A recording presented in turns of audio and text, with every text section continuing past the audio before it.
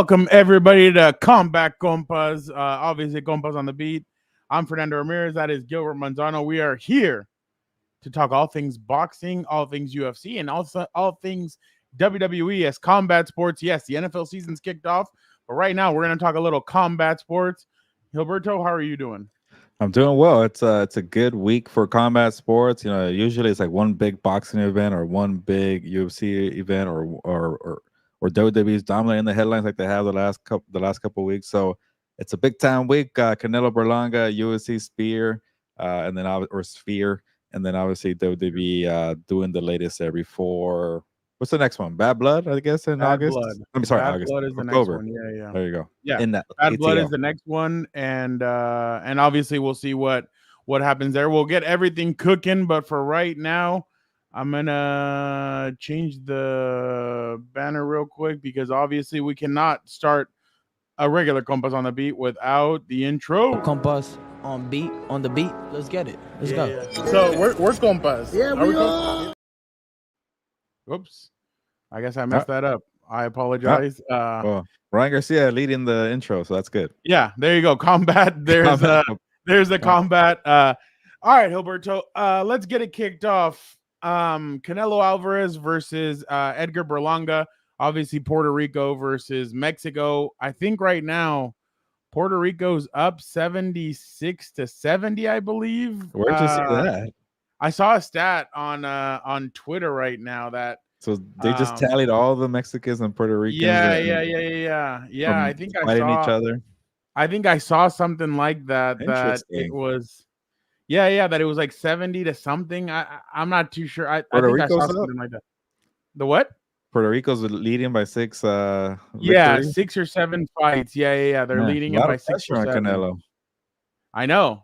But what do you? Canelo actually just arrived in Vegas about 2 hours ago, according to Las Vegas locally. Obviously, he's in town. I think Guadalajara is obviously the biggest Canelo city, obviously. Then I think it's probably San Diego, and then it's Vegas, and then it's San Diego. What do you think? Would you say that's?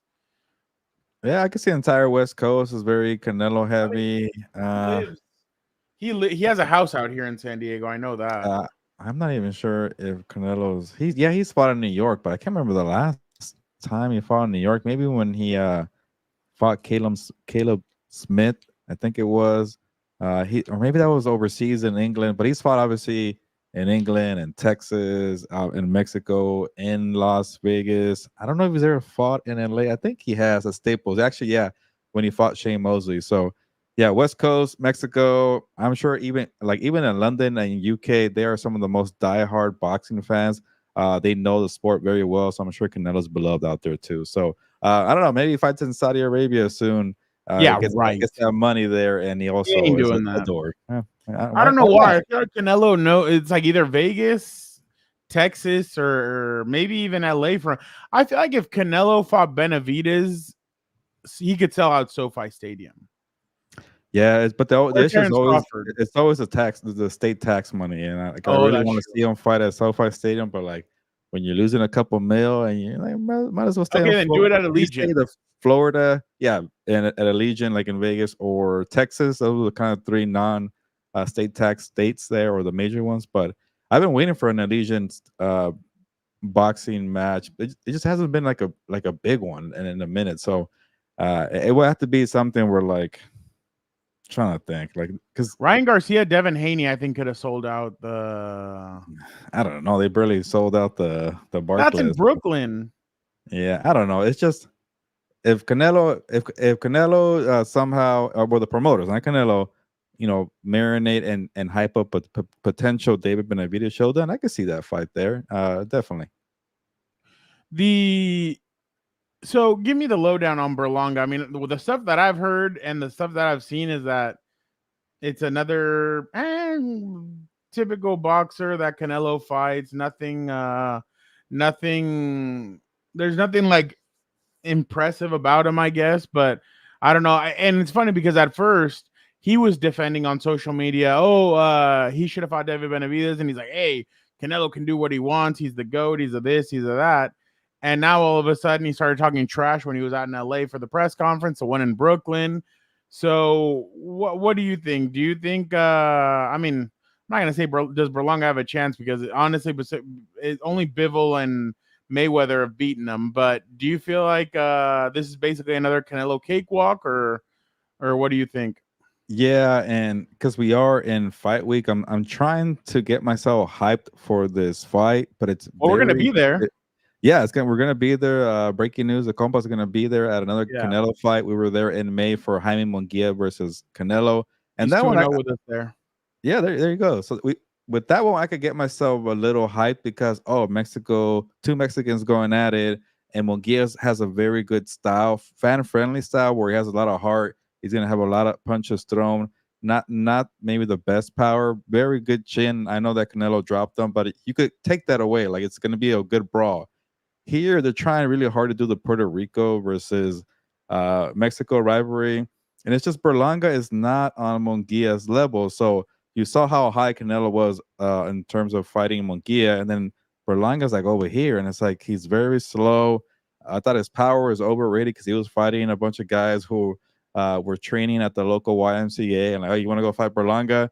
And credit to Berlanga, he kind of created a little bit of hype for himself because he embraced the Puerto Rican roots. He's from New York. He's wearing the flashy jewelry. He's hanging out with the rappers in New York, Fat Joe. He became kind of a name out there in Brooklyn, but then he got put on ESPN with Top Rank, and he had boring fights. He looked very slow. He did not seem like the real deal. And then Top Rank just dropped him. That's not a good sign, Fernando. When promoters have guys who are worthy of holding on to for big paydays, and they just cut them, or like, hey, we don't really care for you. That said a lot to me. So Canelo, I think, is going to have a nice, easy day. But maybe is where the storyline could be, Fernando. If Canelo doesn't look good and he doesn't knock out Berlanga, maybe there's going to be talk about decline time for the older guy. Do you expect that to kind of happen? I don't, because I just don't think Berlanga is that good. But hey, we've all seen the Rocky movies, right? We all seen these boxing underdogs, and they kind of, okay, let me get him. Then boom, one punch, and they drop him. So we've seen that all the time. Buster Douglas and Mike Tyson. That is the small hope here for Berlanga. He does have power. It's just, I think his power is a little fraudulent, a little overrated. He couldn't, when the competition level increased by a little bit, the power just suddenly went away. I don't know. I think Canelo's a very good combination puncher, very good counter puncher. He's going to take him to school. And the only reason, Fernando, that I thought that Canelo didn't knock out Munguia, he could have done it. He hasn't knocked anybody in 3 years. Was just too much respect for a fellow Mexican. Too much respect for the pride there. Maybe you didn't see it that way. I thought that no, I don't like that. Okay, yeah. By the 9th round, I thought he kind of cruised a bit, or maybe it's an excuse for why Canelo didn't knock him out. I think, but I do bite a little bit. Berlanga's a little bigger, a little bulkier. Maybe he could eat some shots better than Munguia, who got dropped with the uppercut, by the way. Check out that video on Compas on the Beat. But exactly. Yeah, I don't know. I just don't know what to expect, and all I can really sell myself on is he has power. It is boxing. It takes one shot. Do you? I just think Canelo might have lost a little bit of that when it comes to the power and everything. I mean, I'm sure he's still one of the best boxers in the world, if not, well, yeah, he's still one of the top boxers in the world. I don't know if he'd make your top 5 pound for pound right now, but I think he's outside, like top 6. I think I have. Is John Jones on your pound for pound number? On UFC? Yeah, you know what? Maybe not, because we're not going to be at the UFC spear there. So there you go. So obviously, the fight card, Gilbert. Is there any fight that it's Lara versus Danny Garcia, Caleb Plant, Trevor McCumbee? Caleb, obviously, it's the first time that he's back in the ring in a while. Obviously, he got into that spat with at the Tank Davis, Frank Martin with Ryan Garcia. Rolly Romero, friend of the show, jumps in with Manuel Jaimes and Stephen Fulton versus Carlos Castro. Gilbert, what should fans be excited about when it comes to that? It's an interesting undercard. There's a lot of well-known names, but not like a very good fight. I want Danny Garcia and Lara to be that good fight, but like they're two older guys past their prime. Maybe Danny Garcia is still in his prime. We just kind of overrated Danny Garcia. We're like, okay, we thought he's gonna be a star in boxing, but every time he fought one of the big boys, he lost. I'm trying to think of the one fight that he won. I guess he beat Amir Khan, but that was a long time ago. Maybe he's over the hill. I don't know what I'm trying to make a case here for the co-main, but Lara's very old. He fought Canelo like 10 years ago too. For now, these are two guys who were budding stars 10 years ago, and like now we're gonna put him in the co-main. Okay, sure, maybe. And Lara's not even entertaining for now. He's very boring. A skill fighter who doesn't have that much skill because he's old now. Caleb Plans probably getting a tune-up fight. Good name, but a tune-up fight. Romero definitely needs to have an impressive performance because he got knocked out by the Pitbull there. Pitbull, Cruz. There you go. But I don't know. I'm kind of done with Romero. Good interview, friend of the show, but I'm over that one. Stephen Fulton had a little bit of hype, but also I think he lost to Inoue. Yeah, he lost to the Japanese monster. So a lot of guys who need to prove something to get back on track. So they're kind of missing one very entertaining fight, which that's kind of the sucky part about this card. What do you make of the Oscar De La Hoya versus Canelo Alvarez thing? And the reason why I ask is because let me show you what. So obviously, for people that don't know, Oscar De La Hoya has been doing these things on Thursdays where he talks crap, or he says he's keeping it real, and he talks a bunch of crap, and he goes after people. And so basically, he was talking crap about Canelo, and he's like, "Oh, this fight's gonna suck. Like, you're fighting a nobody for $90, which $89 is ridiculous." He's like, "You're $89 or $90. You should be able to knock out Berlanga right away. He's not even a good opponent." And then that was one Thursday. The next Thursday, he announces, "Oh, hey, guess what? I'm not even going to the Canelo Alvarez fight." He's like, "I will be at UFC at the Sphere. Come out and see that." Dana White doesn't even like Oscar De La Hoya. That's hold on, weird. I got something for you. Look at Dana White's response. It's glorious. I did see Oscar De La Hoya is going to be in the building. Is that a conversation we're going to have, or is it better that you guys stay away from each other? I don't know where he's getting his tickets from, but he definitely isn't getting it from me. I don't know if he's coming with Shake Turkey or what his deal is, but yeah, I saw it. No. Listen, and it's him trying to shit on Canelo, and I said it a million times. I respect Canelo. I like Canelo. Met him. He's a nice guy. That night, we're talking about the history of Mexico and the history of the people and their traditions and the impact that they've had on combat sports. So Dana obviously does not like that he's being put in the middle of Oscar De La Hoya and Canelo Alvarez. But what are your thoughts?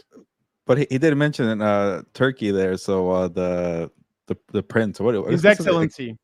What does that actually mean? Like the title that he has out there, is that, I don't know. Is he some dude, kind he's of in prince? the Boxing Hall of Fame? Like okay, whatever. But I just feel weird calling him that. It's like, okay, like, but I also want to know, like, but Turkey. I'm glad that Dana White said it. I feel like I was mispronouncing it, but Turkey it is. They have like a common friend there because apparently Oscar and Golden Boy are gonna make like a boxing card with a bunch of Latinos on there, and Turkey wants to host it and co-manage with Oscar. So I get that. And then obviously UFC, is it still 305 or just a Spear? 306. 306 UFC Spear. Yeah. Being also kind of not co-promoted, but being sponsored by Riyadh Season. So I actually it makes a lot of sense for why Oscar would go there, but Dana White hates him. And it's always funny seeing UFC media asking at least one De La Hoya question per press conference just to get a rise out of him. It's good clickbait, good content. Remember when we were there, somebody asked him about the handling of Ryan Garcia's suspension. Oh yeah. And he said I would have defended him until the end. He's like, how can you tell me? And I mean, you ask people, and a lot of people think that it's BS, the suspension of Ryan Garcia. Obviously, who knows if it's because he talked about pedophilia in Hollywood or whatever it was that, or maybe he did pop, whatever. Who cares? It doesn't matter. Well, no, it does matter. Help the kids, all that stuff. But what I mean is that he obviously, I mean, he's gonna take a shot at Oscar De La Hoya whenever he can. I'm just waiting for the video if they kind of interact or if they meet each other or if they shove each other or who knows? Maybe if the buys aren't doing too well, Dana just says, "Hey, well, I'm not gonna say what I was gonna say. Hey, why don't we jump in the octagon? I'll give you gloves, you give me, and then we'll jump in and see no takedowns, but we'll see who's better." So and before I forget, Fernando, you mentioned the price of the pay-per-view for Canelo Berlanga, which is ridiculous, by the way. Like it keeps going up $10. I feel like every year.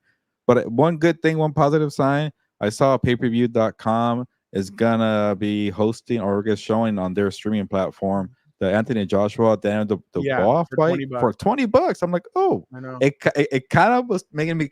I shouldn't say this, but I'm still gonna use what I always use. But hey, $20, I'm thinking about maybe paying for it. So that is a good sign for the sport.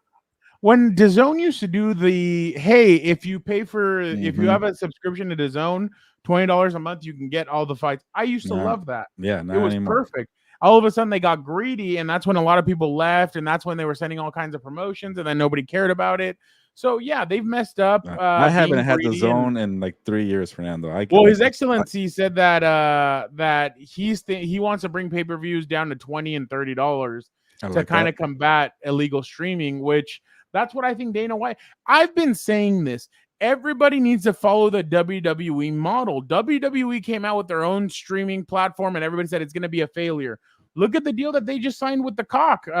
They signed that big deal with them, and they stream all their content. Now they're going to Netflix for an even bigger deal. So I just don't understand why more companies don't do that. I know it's less money than what you're thinking, but at the end of the day, it'll add up because people are going to be like, oh, you know what? Sean O'Malley is fighting tonight. I want to watch it. Boom. A subscription for $15.99 a month. People watch the UFC fight, and I mean, obviously, like the UFC is huge right now. People love it, but the thing is, the price. You can't. UFC has what, 3 or 4 cards a month. One of them is free. The other you kind of have to pay for. It's like, well, not people aren't they're window shopping, and that's why when Dana's like, oh, we're going to combat illegal streaming by going after those people. No, do it a smart way. Combat it by bringing a platform in that you can, like ESPN makes a bunch of money. Why don't you just do it for $15.99 and all that? So I don't know. I don't know what's going to happen, but I think they need to be a lot smarter with their pay-per-views because people aren't watching, and that's how people get the illegal streams. And that's why you go on Twitter and you just tweet out, hey, who has the illegal or who has the stream? And you get 15 freaking messages from people that have the stream. And you know, for this particular fight, the annoying thing is kind of like football, where like you gotta have like YouTube TV and Peacock and Netflix and whatever else these games are on. But you know, with this one, it's gonna be on Prime. But it's like there has to be something where like, okay, if you buy Prime and subscribe, you get the fight, but also like I get you want to make a little extra money. How about like a package where like, okay, you pay $10 a month and you get all the fights for the whole year, and it's like, and you look up and it's like, oh, you paid $120 for the whole year. I'm sure Prime can make a bunch of money doing that, but I'm no genius here. But I will definitely add on a boxing plan for just $10. Oh, just $10, cool. Like you think about it that way, and now it's like I want $90 right now. So I'm like. Yeah, no, and what Gilbert's saying is asking for the Martin fight money. Probably my Wi-Fi here.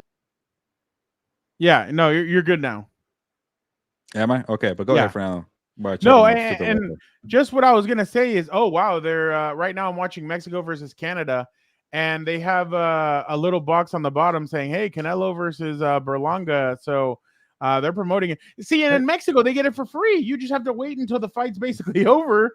Or no, sometimes they even pass it for free, and it's like, well, why down there do they pass it for free? Why not here? And I can tell you right now, not a lot of Mexicans are kind of over Canelo a little bit because they remember the days of Julio Cesar Chavez Sr. They remember the days of even Oscar De La Hoya. They remember Juan Manuel Marquez, even Margarito. They remember all those guys, El Terrible Morales.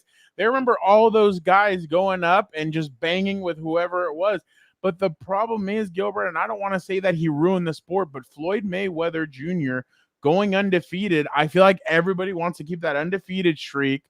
And they that's what they talk about. They talk about being undefeated, and it's like, no, dude, just go in and bang. everybody loses. Even the Undertaker had to lose Gilbert, and that was a sad sight. So, yeah, I just nobody stays perfect forever. Well, I guess Floyd did, but there's a lot of question marks there. Let me ask you real quick.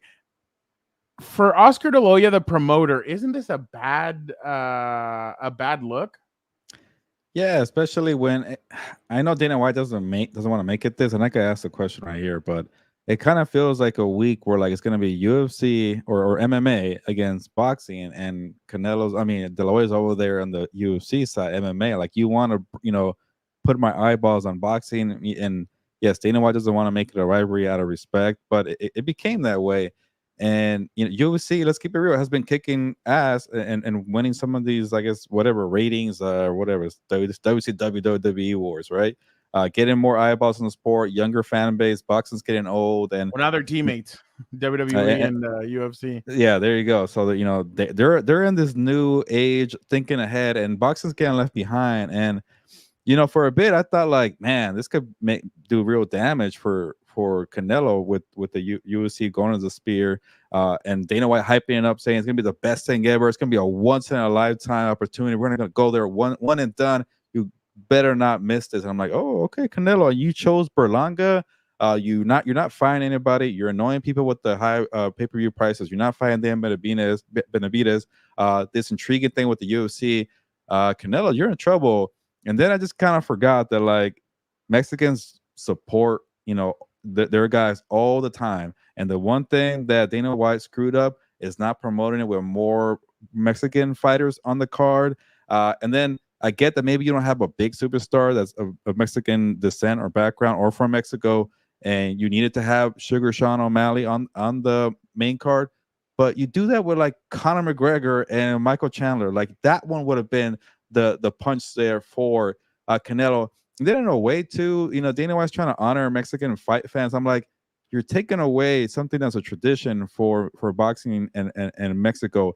Mexican Independence Weekend is for a Mexican fighter like Canelo, like Chavez Sr., and you're trying to take that away from them. That kind of feels like you're defeating the purpose. Like, I get you want to honor them, but maybe pick a different day. Like, why can't you honor Mexico like on freaking, I don't know, like November 10th or something? I don't know, but it was just poorly handled, Fernando. And I feel like that one night where I think it was the BMF inaugural fight between Nate Diaz and Masvidal, the first one. Yeah. We went to the second one, the boxing match, and Canelo was forced to be waiting in his locker room fighting Kovalev. And like, remember that meme was just laying there on the couch waiting for UFC to end because somebody told him in his ear, hey, for ratings, you should probably wait for UFC to end.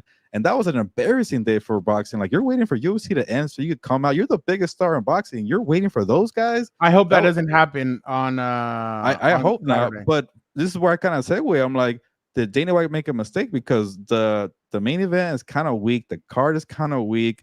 I think you're also choosing a holiday that's boxing tradition. You're messing with. Canelo's still a big superstar. And then also you're seeing the reports. I don't know if they're legit or not, but Dana White's telling people that he's gonna have a $30 million gate. Supposedly tickets are too expensive and people are not buying them.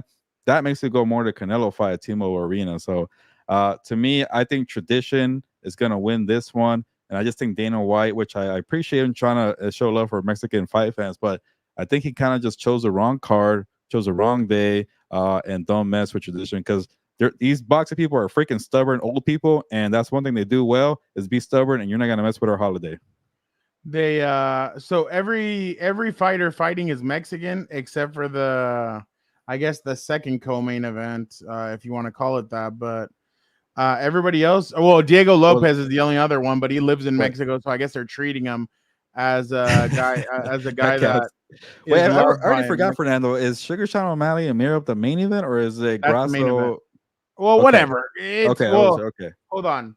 Well, they kept going back and forth. I couldn't even tell who the hell was the main event. They're not calling it. Neither one. They're not calling either one the main event or anything like that. But yeah, Sean O'Malley and Marab are gonna end the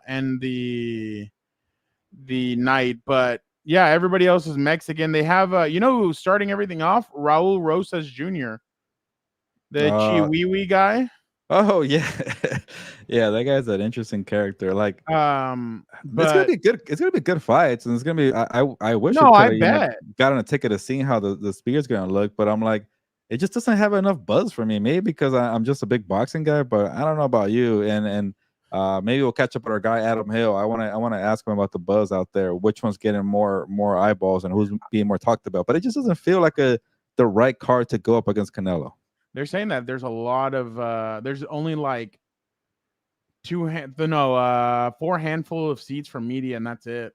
Oh, wait, Like, what? it's not like 20 seats Okay, inside. inside. Yeah, because at the so- T-Mobile Arena, you get like maybe like 20 on the floor, and then you get a bunch up top. So I don't even Yeah. think they have that as an option. up No, top. they don't. They don't. That it's just all that like I like that a bunch of people got denied that were like, oh wow, that's incredible. So Hmm. yeah, but I mean, And more obviously- media probably going to the Canelo fight, which is more Yeah. eyeballs and more attention. well, hopefully not, so we can be there and yeah. try and get Which I everything. thought that was gonna happen. Like, oh, we're gonna be at the Canelo fights. Everybody's gonna be at UFC Spear, and it's like, oh, actually, no, they're all gonna be over here because it's so limited and exclusive, and it's kind of backfiring a bit. So you have Canelo winning, I'm guessing. Yeah, I'll give you a pick before I move on to maybe breaking down some of these UFC fights. But yes, Canelo hasn't knocked out anybody in 3 years, but the way he looked impressive against Munguia, where I thought he let him off the hook, and I know you didn't like that. So I think he does that. He knocks him out. He completes it because, hey, credit to Berlanga, by the way. He was talking trash. He looked a little like, like a deer in the headlights when the first presser was in New York. He looked like, okay, he's never been here before. Too much respect. And then they go to LA, which I'm mad about. I think I was in Arizona for my training camp tour. Berlanga just talking crap to Canelo. And Canelo was like, okay, and he starts, talking, crap in Spanish, and I forget that Berlanga knows some Spanish, so they were going at it back and forth, doing weird hand motions. I'll leave it at that, and that was good for combat sports. So I like that he's talking crap to get more buzz here. But again, also too, like, I'm not trying to say Canelo's generating so much buzz that UFC is being forgotten. Like, I honestly thought, it's kind of quiet. But it is Tuesday though, Fernando. But I get really hyped when maybe Friday rolls around at the weigh-in. Yeah, when they do the weigh-in, that's when some of that stuff will go up. And real quick, 10th round knockout, yeah. To be more specific. What do you have? He'll go the distance. Canelo doesn't knock anybody out, so so I don't think that'll happen. So all right, UFC. I'm gonna say Sean O'Malley knocks out Merab in the second round. Wow. Okay. Merab is very impressive. He's scrappy. I'll give him some respect here, but man, I forgot the last fight that O'Malley had. Were we there, Fernando? But he was no, we weren't dominant. There. What am I? Oh yeah, we watched. I watched it from home, but I can't remember who he fought. I'll tell you right now. Marlon Vera in Miami, UFC 299. Okay. Yeah, that was actually a good fight. They threw hands very, very well. So O'Malley was. Yeah, it was a round. It was a decision. Yeah, that was a good fight. So they were going back and forth training. O'Malley, I think he gets comparisons to Conor McGregor because he's a good striker. Obviously he's not a good boxer, but I don't think UFC guys are good boxers, but he could strike with the best of them. So give me Sean O'Malley in the third round. A little respect from Merab. It's funny. Speaking of that, real quick, I just saw Jake Paul say that he's talked to Conor McGregor about jumping in the ring and stuff, and that Conor told him that he still has a contract with the UFC and that's why he's not able to jump and do boxing with him, but that as soon as that contract's over, he'll jump in the ring with him. I think he would knock out Jake Paul. And then on the other side of that, Dana said early 2025 now for Conor McGregor's return to the UFC. So I wonder if he's going to wait until the Super Bowl and all that's over to kind of get people back into the UFC atmosphere of it, because you don't want to compete with the playoffs and it's gonna be like a full year from when they canceled in June. Then I bet it happens in March. They tend to have a Vegas one in March. Yeah. Well, hopefully we're allowed to go to that one, because that'll be I thought maybe December. I want to experience it. I'm glad it's not in the Sphere though, because I want to experience Conor McGregor fight week, and that time I would go up into the stand and I would watch him, because I want to watch him fight. I've never. Let's hope they don't wait another 2 years and he's going to be coming out in a wheelchair and a cane or something. I know, for real. It's been a long time. You're not kidding. What do you got about Grasso and Valentina? Shevchenko is very good. She's very impressive, and I'm surprised Grasso actually got her in the second one. And it feels like a long time ago since they fought Fernando. So this match here, this third one's long overdue. But I don't know. I guess I'll go with Mexican Pride here, and I'll take Alexa Grasso to beat Shevchenko the Bullet, who has like the abs there from where you do the laundry. So you have Alexa winning? Yeah, I go with the Mexican there. You gotta have. We need to get her on the show. I think it'd be fun to get her on the show. I think it'd be interesting. Yeah, I've tried to get Brandon Moreno on, but that guy is difficult to get a hold of. We got to play the race card and say we're Mexican. Bring them on. I know. Yeah, that would have been smart by them. Hey, let's get them on a bunch of shows. Talk about them being Mexican, all that stuff, and what this fight card means. I'm telling you, and like you said, they just don't have a headliner who's Mexican. So yeah, it must have been hard to do that. By the way, this is gonna be the first Flores fight we're gonna miss since he kind of came on the. We've gone to two of his fights so far this year. What Flores' first name? Already blank. Diego Lopez. Sorry, Diego Lopez. Sorry. Yeah. Diego Lopez. Actually, we've been to two of his fights. We saw him in June and we saw him in March. Yeah. And same thing with like part of me kind of wants to go. Yeah, Pereira, but it's gonna be in Salt Lake City. I don't want to go to Utah. No offense to you. It's gonna be in Salt Lake City, Utah, which is not that far from Vegas. But I'm like, I don't want to go to Utah during football season. No offense to Utah, but if it was non-football season, I would have been like, hey, we should go. Well, the problem is that we probably couldn't get a flight out to make it home before all the games start. Yeah. The way Vegas is so easy to get a flight. Yeah. Like, listen to this. So on Saturday, we fly out of, we both get in at about 8:30. We're going to go have breakfast with our compa, Adam Hill. And then obviously we're going to get ready for the fight and everything. But the next morning we jump out on 6 a.m. flights and we're back ready for Chargers Panthers.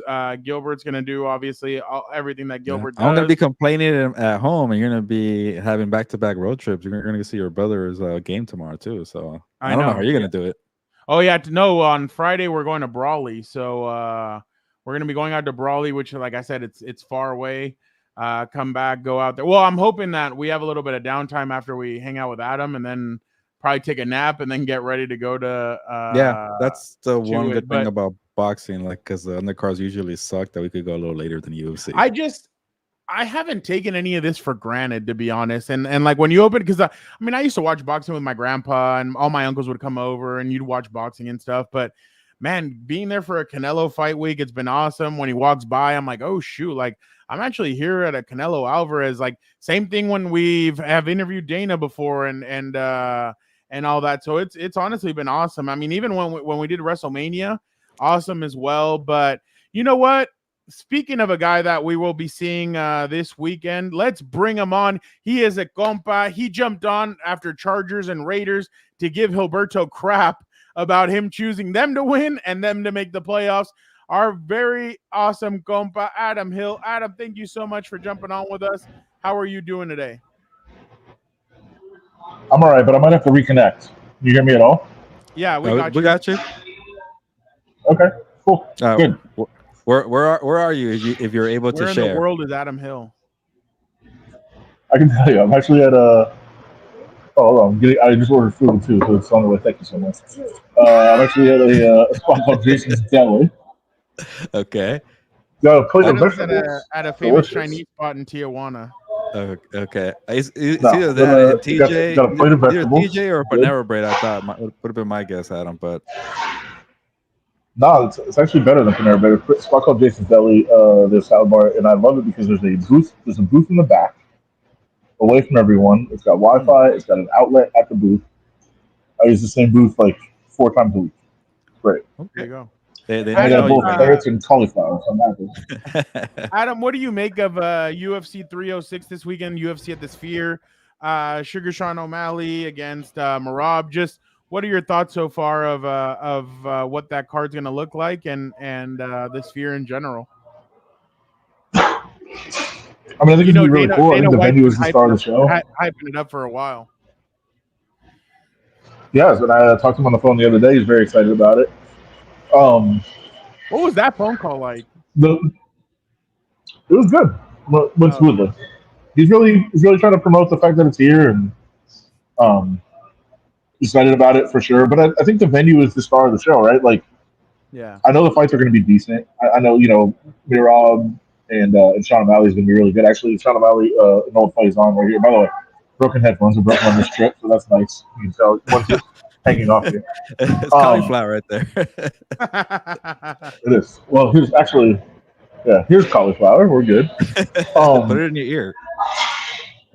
I think the Mirab and O'Malley fight is going to be really good. Obviously, I think Alexa and Valentina have a score to settle. That's going to be a good fight. Like, there's some decent like prospects up and down the card. Like, the fights are good. I don't want to diminish those, but the venue is the star of the show. I don't think there's any question about that. And I think the way that they're going to use it, I mean, they brought in producers and directors from all over Hollywood. They have like so many Emmys, Oscars. They have Video Music Awards, the most prestigious awards of all. All these people that have worked on all these great projects, and they're all coming in to create this like experience, right? It's going to be a movie. They're going to show like part one before the first fight, part two before the second fight. Like, it's going to be a whole narrative that's woven throughout the whole show. I think it's going to be incredible. But also, Dana said last night, like, hey, look, it could suck.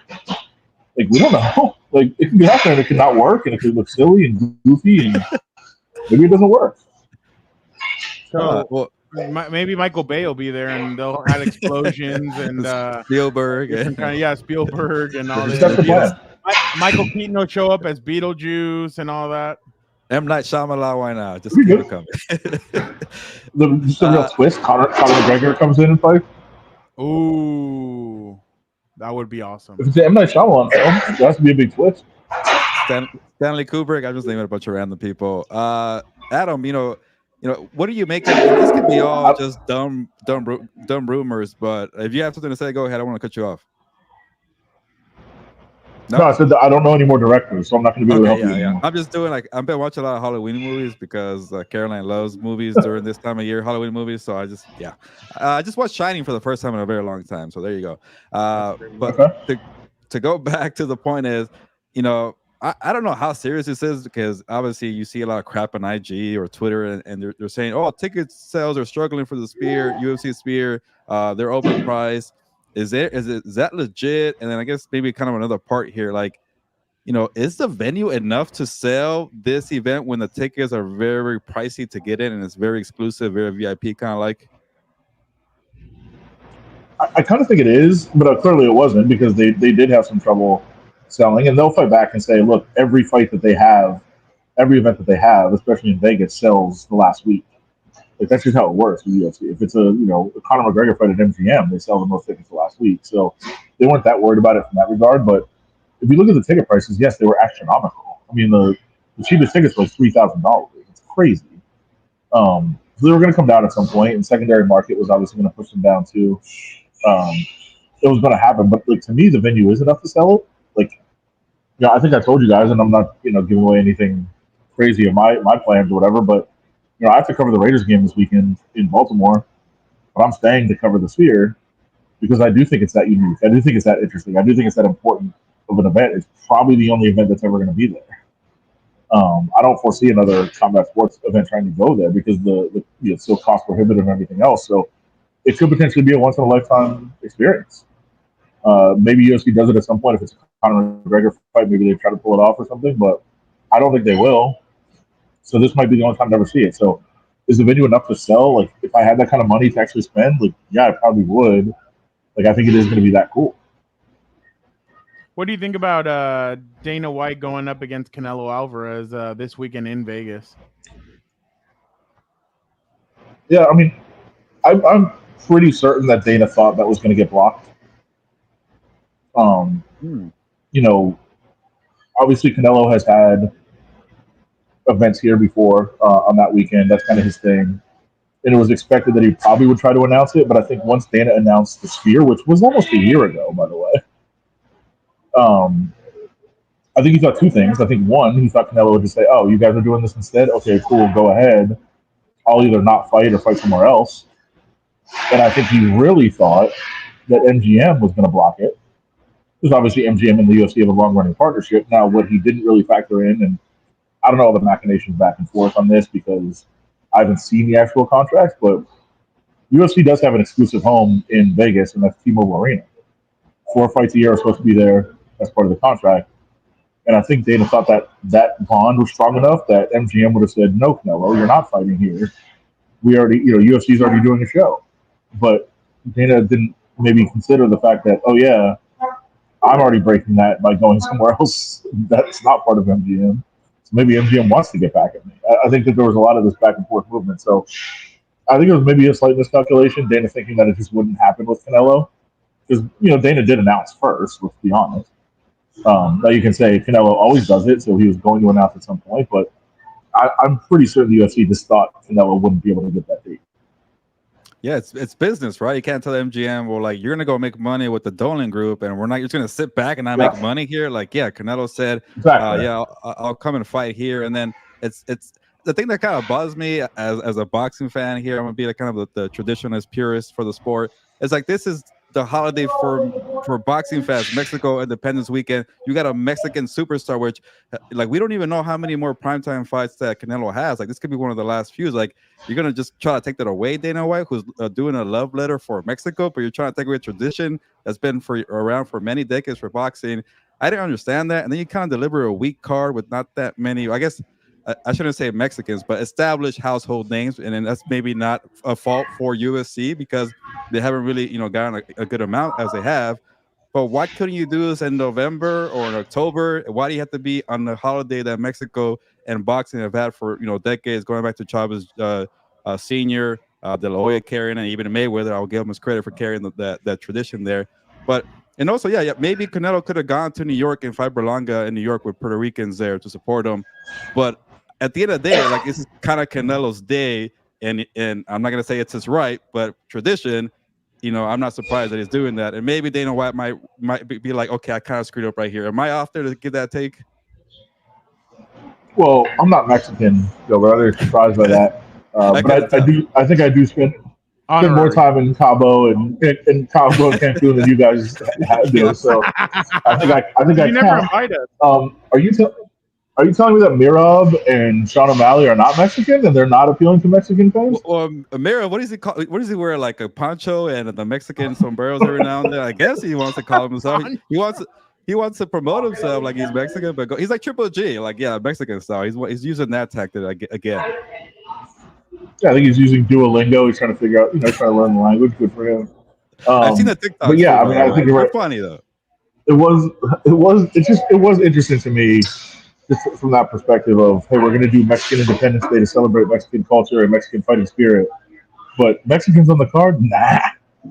Yeah, we don't need them. Well, Diego Lopez lives in Mexico, so maybe that's one. But that's like Adam going to Cabo all the there's time. Alexa. Yeah, Alexa is Mexican for sure. Yeah. And I just sat down with her. I just sat down with her a couple hours ago, and she talked about how proud she was to be a part of this, and to represent the country and all that. But I mean, you're right. I mean, it's not in the main event. You don't have a Mexican fighter, which I thought was pretty interesting when this was announced. Everybody else, except for Diego Lopez and Brian Ortega, are Mexican or of Mexican. Like it says Mexico on their name. Everybody else. Oh, and obviously O'Malley. Daniel's Mexican. Yeah, Daniel's Mexican for sure. Yeah, I know Daniel is. So is Rolando Rodriguez. He's Mexican as well. So it's just those two fights. So two out of the 5 main card fights do not feature a Mexican. Diego Lopez, like I said, he lives in Mexico and he's been learning Spanish and he seems to really be appealing to Mexican fans, but obviously, like I said, not Mexican. But yeah, I just really interesting. And then Oscar De La Hoya is gonna be there. Adam, he said he's gonna be there. That he isn't going to go to that Canelo thing because he knows he's fighting, his words, a bum. So, oh, wow, just a commercial right now for Noche UFC. But what do you make of that, of Oscar De La Hoya going to That's just Oscar. That's just Oscar hating on Canelo. I mean, that was a very easy decision for Oscar to make. Like, that was always going to happen. It's more funny than anything. Oscar is nothing if not, like, he is petty, and he will embrace the very like over the top, like insignificant but significant action, and this is right up his alley. I think Dana White gets like one Oscar question per press conference. I feel like Adam. I think he likes it. He does. Okay. Yeah. Oh, you think he does? Yeah. I think so. Why not? You can go off on whoever he wants to go off on, and explore his enemies. Plus, More headlines. It seemed like Dana was on the verge of announcing his boxing promotion the other day. So, maybe that'll happen soon too. It's been like 4 years in the making. I feel like, or maybe 5 since I've been working at the. I know, but it sounds. RJ. Yeah, but it sounds like the deal is close to being done, and it sounds like his excellency will be involved too. So I think there is some progress actually being made now. Do you know if he's like a prince in Saudi Arabia? Why do we call him that? I don't understand this. Maybe I'm just ignorant when it comes to that title for him. Oh, I do it to be funny. I don't know why. So do I. It feels dumb. I don't know. I don't. It's like calling a coach. Hey, a coach Pierce or Coach Harbaugh. Like, talk about this. Yeah, coach. Hey, coach. I would say coach. Adam, what did you make of Dana White's Mount Rushmore for UFC fighters? Did you hear what it was? Let me guess. No, I actually did hear it. I actually did hear it. I heard it. I'm just messing with you. I was actually going to guess it right. Just for the people out there, it's John Jones, Ronda Rousey, George St. Pierre, and Conor McGregor. Yeah, Conor's silly. He's made him. I think it probably should be Anderson Silva over Conor. Yeah. Honestly. So is this like best ever or money makers of UFC? Well, it said his Mount. That's the beauty of this game, Gilbert. Yeah, the game, Gilbert. It's not Rushmore. It's whatever you want. You can just name any 4 people you want. And obviously, Ronda was 4, not 5. Ronda and Conor. Yeah, Ronda and Conor were they were game changers of the sport in terms of business, and that's what Dana cares about. So, I mean, I don't have a huge problem with him putting them on there. Are they the best 4 fighters of all time? Probably not. But their impact is massive. I would say I would put Anderson Silva over Conor, probably. But I get why Ronda's on there. Like, Ronda is not the best fighter of all time. She had a great run. Obviously, she was very dominant. But they never would have been in the UFC without her. And, fighters have told me that. Female fighters have told me that. Like, look, I'm better than Ronda. I know I'm better than Ronda. I would have been better than Ronda, but I would have been fighting nobodies in a bar. Like, I have to credit her for getting me into the UFC, and so I think along those lines, she probably belongs on there. But I think the rest of it's fine. And I honestly think the whole reason he wanted to do this was he's really pushing John Jones so much lately. Obviously, he's hoping that fight happens pretty soon, and he's like, oh, let me do another thing with John Jones at the top of the list. And so he did it. And not that John Jones doesn't belong there. He's obviously coming back. Do you think he does fight in Brooklyn? I don't know if it happens then, but I think it's going to happen. It'll happen sooner or later. And then the Conor early 2025 news today, no. Jones fights first. If one of them fights, it's John. Conor is done. I mean, if he announces a fight, it's not going to be maybe, but it won't be against anybody good. It'll be like a ceremonial fight. He'll fight Gilbert. So you don't think he fights? What's his name? Oh God, what's his name? Chandler. No, Michael Chandler. He'd get crushed. No, he's not going to do that. Interesting. Go ahead, Gilbert. Sorry. He's not fighting anybody. He's not going to fight anybody real. You know what? I kind of have like a random question, but I don't know. Maybe because it's I don't like random questions. Sorry, it's like boxing UFC week, so I'm gonna kind of take a shot at the UFC. But going off that Mount Rushmore, it feels like we're kind of missing a moneymaker, also / very good fighter. Like Alex Pereira is very good, but I don't know if he's that kind of a moneymaker pay-per-view guy. And then again, I think UFC doesn't really release their numbers when it comes to that. But he's been headlining a lot of fights. No. Are they missing that element there? I think they are. They're missing putting him in bigger fights? No, like they're missing that, like Conor McGregor, Ronda Rousey, John Jones. Very, very good, but also makes a lot of money. For sure they are. But like the business just rolls on. I think they kind of learned that they used to think they have to have that one big superstar all the time, and it was like, you transition like Chuck Liddell to George St. Pierre to Anderson Silva to like as they went along. And they always just needed that one big name. And I think now they're like, oh, we really don't. And I also believe the way that their deal is structured in terms of their pay-per-view buys with ESPN, I don't think it matters anymore. Like, they're going to kind of make their money, and ESPN has to kind of push their pay-per-view side. And again, I don't know all the intricacies of the deal because that's never going to be public, but it seems like it's much less important now to have that one superstar to build like 3 or 4 cards around per year. I have 2 more questions, and then we'll let you go. We're joined by Adam Hill of the Las Vegas Review Journal. You guys know him. You guys love him. We love him. Huge friend of the show.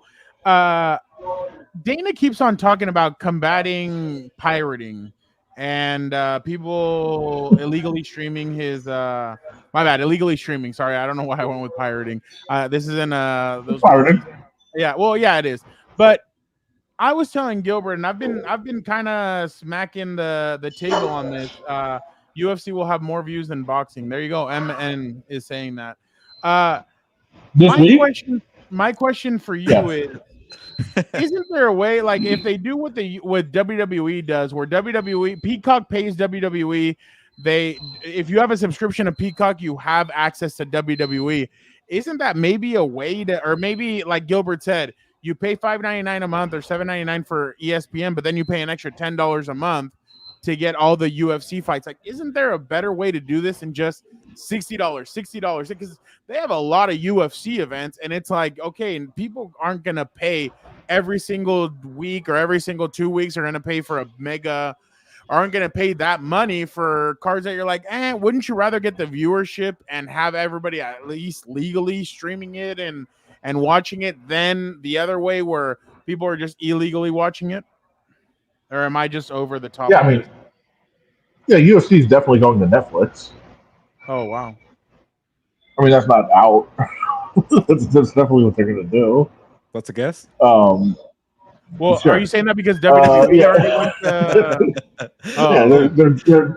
they're greasing the wheels a little bit, yeah. I like it. Yeah, they're almost certainly going to Netflix, unless, like, if Amazon or somebody comes in and just blows them out of the water, I guess. But are you saying that because WWE already went to, or is going to Netflix starting in they're already and TKO can just do the other half of the deal. Like, TKO is owns WWE and UFC. Yeah. I think it'll be part of it. I definitely think they're going to go there. But I also think, like I said, the number will be set, and then some other streamers will have the chance to jump in on it and do the deal. Maybe ESPN decides that they want to do it. I think more than the pay-per-views and that sort of thing, like, UFC has been a big driver to ESPN Plus, where there's all these cards on there and they have to get it if they want to subscribe. You have to get that if you get ESPN Plus, you want to buy a pay-per-view or if you want to watch a weekly card. So, like, there is traffic that is driven. There's subscriptions purchased because of UFC, and I think other streamers see that. But I think Netflix saw the first opportunity and is probably a huge favorite to land UFC with the next deal, which is like very soon. And if they don't get it, it could be Amazon Prime, somebody like that, and then the structure will be determined going forward from that. Will it be what I think Netflix accounts now are like $78 a week? Mine keeps going up for some reason. I don't know why. Wait, how much a week? I'm joking. It's an exaggeration. I'm joking. I did just check my Netflix bill. I was gonna say, go ahead. I think my Netflix bill last month was like $34. What? Because I have like all these relatives just keep signing on, and they keep charging you more. Like, what is going on? Shit! But yeah, I mean, I think a friend that shares a password. Then you're the guy that gets stuck. We love people like you, but it sucks for you. Yeah, my dad. I'm like, Dad, what are you get your own Netflix? What are you doing? My mom, what are we doing? What are we doing here? So yeah, I mean, people keep signing on to my Netflix and it's more, and then I'm like, oh, this is crazy. But yeah, if you say it's $20 a month for Netflix or whatever it is, and then each pay-per-view is another 10 or 20 or whatever, or you just say it's $200 a year to get all of them, $200 extra a year, whatever it is. I mean, I think there's going to be some price structures built in, and they will go to a streamer, and they'll try to figure that out going forward. And my last question is, obviously, and again, we appreciate you jumping on. WWE is headed to Vegas for WrestleMania. How big do you think that's going to be? 1, 2, are you going to be there? And 3, do you feel like the UFC will do something with WWE because it will be in their backyard in Vegas? As long as my tribal chief is there, I'll be there. Exactly. I was like, yeah, our ding. tribal. No. Our tribal chief will be there. You know, he's gonna be there. That's too big time. Is it left or right? I always forget. It's always the You're right. the I don't know. Okay. or the left one. Yeah, Don't the turn right. left. Don't turn left. What That's are you doing? No, this is my right. You did left first though. Yeah. No, I did. I messed it up, but now I'm doing it. But do you think the UFC will do I something? got very into Cody and Roman Reigns, and then when Cody won, I was out. Done. Never again. The tribal How's it chief is going? back though. Survivor Series is gonna be huge. I heard. Yeah, it's gonna be. I heard. He's a I'm casual still like out. me. He's gonna come back in Royal Rumble. He's gonna come back Royal Rumble season. No, I think he's I'm gonna out. watch Survivor I got too Series. invested. He's gonna watch. I got too Survivor invested. Series. There's no chance on planet Earth that doofus Cody Rhodes would beat Roman Reigns in a fight. Just wouldn't happen. I'm out. I'm out. Never Adam, again. I cannot wait till they offer Adam the tribal chief to do a story for wrestling. I did one already. Yeah. I did one already. I did a one-on-one. I did a Yeah. story on him. I did a feature. Yeah, you should ask him off camera about it. It's actually pretty interesting. Yeah, I don't think I can say it on camera. I need to hang out more with Adam Hill. But so what? Yeah, the UFC will do something with WWE. What do you think? Actually, the funnier one was Drew McIntyre. That was Oh, you got to hilarious. interview him too? Yeah, on the phone. It was great. Yeah, I bet. All right. We appreciate you, Adam, so much for jumping on with us. You already have me fired up for this. But again, thank you so much, Adam. We will see you on Saturday in Las Vegas. Again, you are awesome. You are the best. And Broccoli is fantastic. You know it is. I love it. Tell Gilbert's friend and colleague he says hello. For sure. Okay, good to know. Love that guy.